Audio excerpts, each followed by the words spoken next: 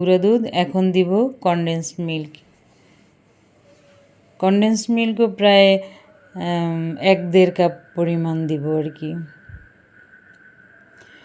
তারপরে দুধটাকে খুব ভালোভাবে জাল করে নিব।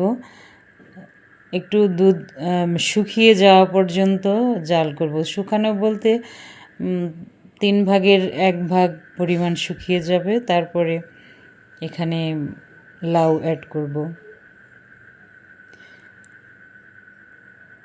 দুধ জাল করা হয়ে গেলে এরপরে আমরা লাউ একটু ফুটিয়ে তারপরে পানি ঝরিয়ে নিব।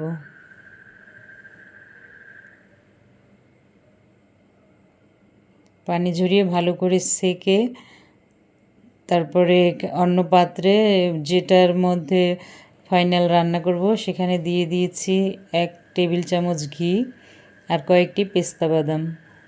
এটা হালকা ভেজে নিয়ে লাউ দিয়ে দিব। লাউ দিয়েও 4-5 মিনিট এটাকে ভাজবো।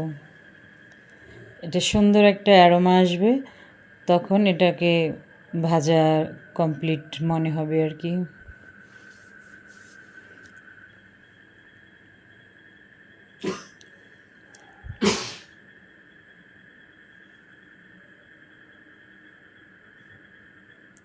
ভাজা শেষ, এখন দিয়ে দিচ্ছি দুধ।